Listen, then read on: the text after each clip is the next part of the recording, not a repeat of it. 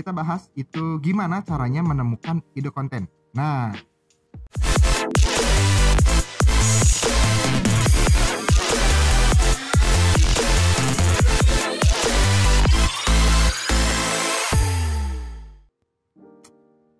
oke, balik lagi di Cerita Kamar Cowok bersama Sano dan nggak ada orangnya.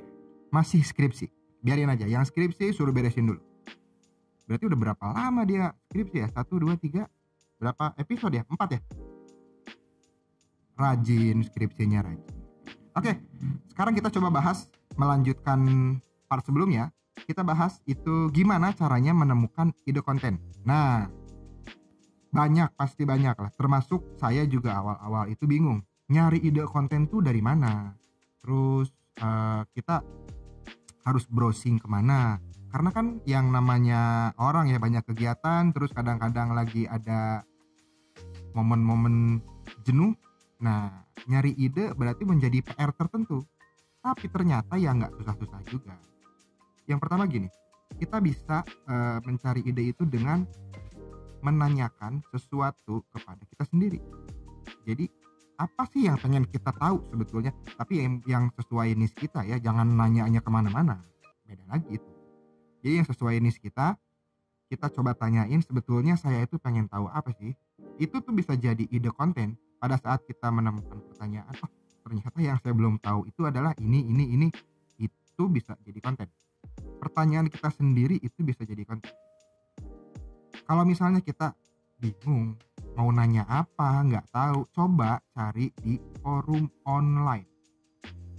Di forum online ini sebetulnya termasuk di episode kemarin kita udah bahas si Quora.com. Itu banyak banget ide yang bisa kamu dapetin cuma dengan mengetikkan keyword dari konten kamu. Bentar, ngopi dulu.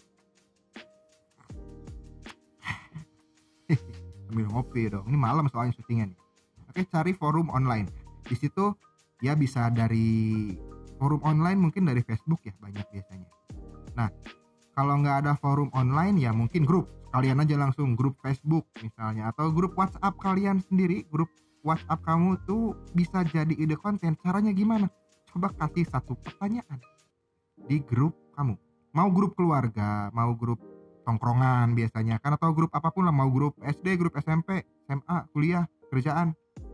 Itu biasanya dapat ada satu dua pertanyaan yang dari teman-teman kamu tuh nyeletuk, tapi itu bisa jadi insight. Kita pernah cobain dan sampai sekarang lumayan berhasil. Ada aja lah yang nyangkut gitu. Ya memang banyak yang aneh biasanya, tapi ada yang nyangkut pertanyaannya. Yang penting gini, kalau memang kita nyarinya di grup Facebook atau grup-grup sosmed lainnya gitu ya, pastiin aja dulu si grupnya itu clean. Maksudnya ini nggak ada yang aneh-aneh, bukan spam, bukan MLM mungkin ya gitu. Jadi clean supaya pertanyaan-pertanyaan di grup itu tuh valid gitu, nggak cuma yang iseng-iseng doang. Nah, yang selanjutnya kalau memang yang tadi masih belum berhasil atau misalnya masih bingung, sebetulnya yang paling gampang adalah kita mencari ide di Google sendiri.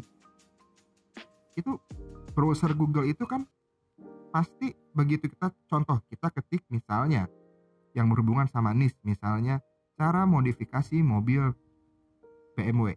Itu keyword pertama yang muncul dari suggestingnya si Google itu adalah keyword yang paling dicari. Simpelnya gitu aja, tinggal diklik, artikelnya banyak. Nah, itu adalah top listnya, top searchnya itu. Daripada kita misalnya bingung segala macam harus nyari kemana, ya cari di Google. Itu boleh kamu coba. Sekarang nih lagi nonton, cobain. Apapun lah ketik. Mau misalnya ketik mesin cuci rusak. Nah, itu yang paling pertama muncul, itu top searchingnya. Itu yang kamu jadiin konten. Atau di YouTube juga sama. Misalnya mau bikin konten YouTube, ya cari di YouTube-nya sendiri. Ketik misalnya cara merangkai bunga. Nah, biasanya pas kita ketik cara merangkai bunga, ada lanjutannya, bunga mawar, bunga apa segala macam. Yang paling pertama itu yang kalian bikin konten, karena itu top searchingnya di YouTube. Paham ya? Itu kan gampang banget.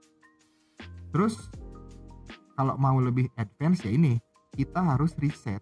Jadi pada saat kita mau searching sesuatu yang sesuai niche, kata kuncinya itu kita riset. Ngelihat risetnya itu mungkin bisa dari Google, trend atau dari Google Alert. Google Alert juga bisa masukin kata kunci, nanti ada grafik, itu kan sebetulnya riset kata kunci. Atau ya di YouTube bisa, atau mau lebih simpel di Instagram.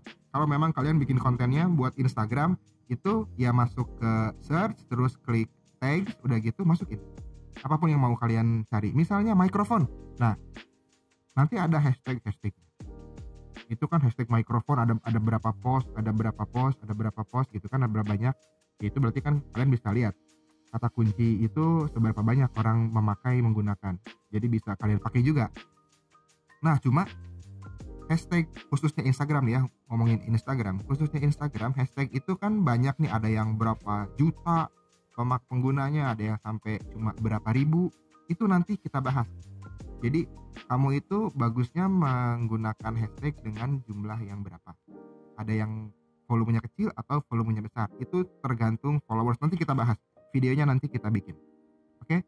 Nah, yang selanjutnya ini yang mungkin jarang dilakukan sama kamu, karena jujur aja kita juga awalnya tidak melakukan ini, tapi sekarang paling sering, yaitu lihat konten yang paling populer di kompetitor kalian. Contohnya, kalian membahas otomotif, terus kalian cari akun otomotif juga yang sudah gede.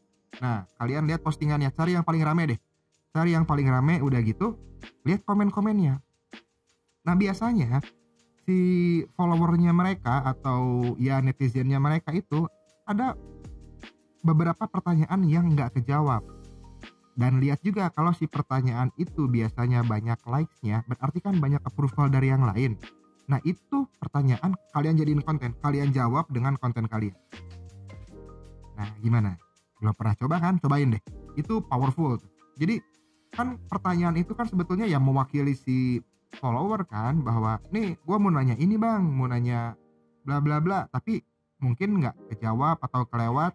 Dan biasanya pertanyaan yang bagus itu dapat likes-nya banyak dari netizen lain. Itu validasi pertama bahwa info itu memang dibutuhkan gitu. Terus kalau memang masih kurang juga, tapi sebetulnya dengan menjalankan 6 cara tadi juga, itu harusnya kalian udah bisa dapat ide yang banyak banget, nggak pusing lagi lah sekarang nyari ide.